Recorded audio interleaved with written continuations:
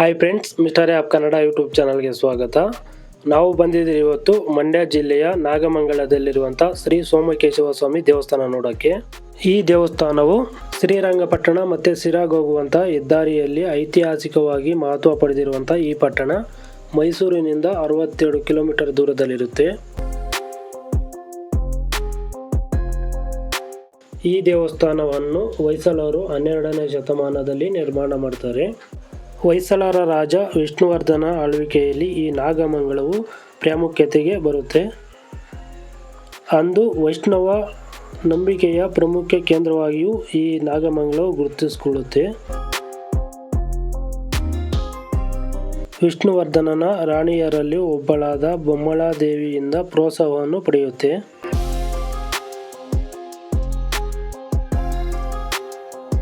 ಹೊಯ್ಸಳರ ಮತ್ತೊಬ್ಬ ರಾಜನಾದ ವೀರಬಲ್ಲಾಳನ ಆಳ್ವಿಕೆಯಲ್ಲಿ ಈ ನಾಗಮಂಗಲವು ಅಗ್ರಹಾರವಾಗಿರುತ್ತೆ.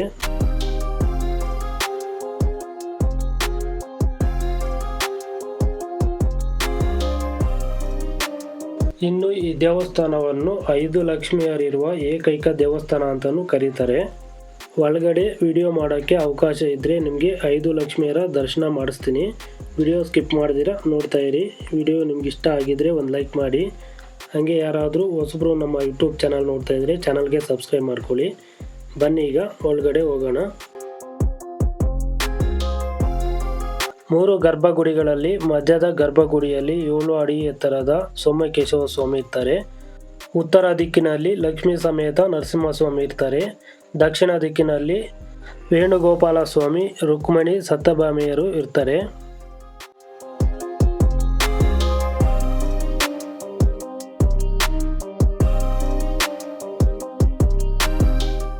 ಫ್ರೆಂಡ್ಸ್, ಒಳಗಡೆ ಮೊಬೈಲು ಅಲೋ ಮಾಡಲ್ಲಂತೆ. ಸೊ ಎಷ್ಟಾದರೆ ಅಷ್ಟು ನಿಮಗೆ ತೋರಿಸುವಂಥ ಪ್ರಯತ್ನ ಮಾಡ್ತೀನಿ. ವಿಡಿಯೋ ಸ್ಕಿಪ್ ಮಾಡ್ದಿರ ನೋಡಿ, ತುಂಬ ಅದ್ಭುತವಾಗಿರುತ್ತೆ ಈ ವಿಡಿಯೋ.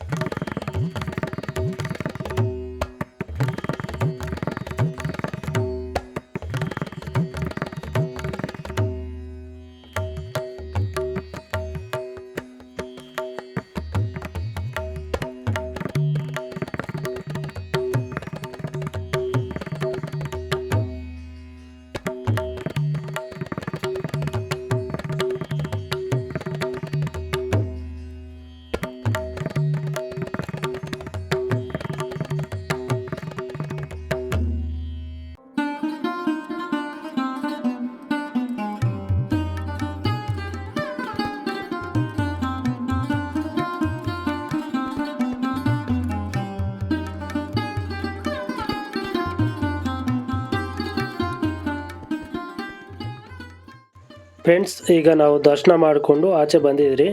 ಬನ್ನಿ ದೇವಸ್ಥಾನ ಬ್ಯಾಕ್ ಸೈಡು ಯಾವ ಥರ ಐತೆ ಅಂತ ನಿಮಗೆ ತೋರಿಸ್ತೀನಿ.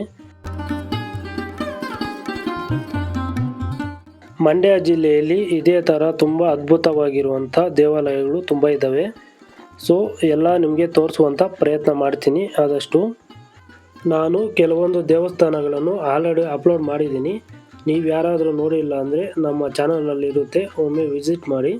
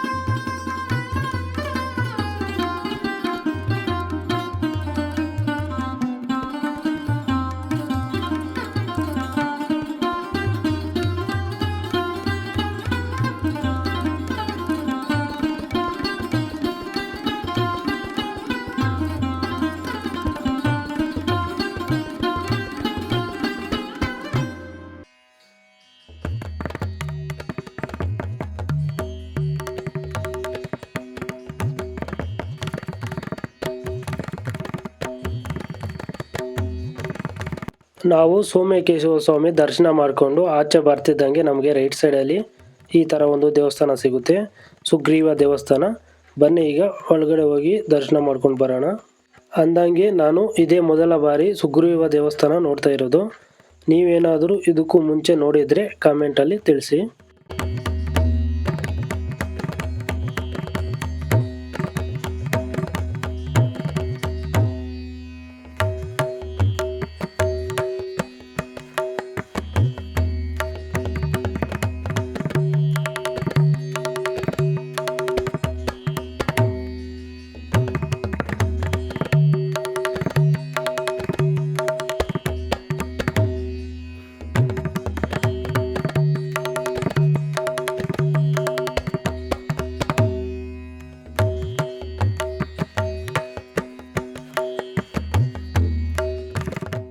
ಇದಿಷ್ಟು ಈ ವಿಡಿಯೋ ಫ್ರೆಂಡ್ಸ್. ಈ ವಿಡಿಯೋ ನಿಮ್ಗೆ ಇಷ್ಟ ಆಗಿದೆ ಅನ್ಕೊತೀನಿ. ವಿಡಿಯೋ ಇಷ್ಟ ಆಗಿದ್ರೆ ಒಂದು ಲೈಕ್ ಮಾಡಿ. ಹಂಗೆ ಯಾರಾದರೂ ಹೊಸಬ್ರು ನಮ್ಮ ಯೂಟ್ಯೂಬ್ ಚಾನಲ್ ನೋಡ್ತಾ ಇದ್ದರೆ ಚಾನಲ್ಗೆ ಸಬ್ಸ್ಕ್ರೈಬ್ ಮಾಡ್ಕೊಳ್ಳಿ. ಸಿಗೋಣ ನೆಕ್ಸ್ಟ್ ವಿಡಿಯೋದಲ್ಲಿ.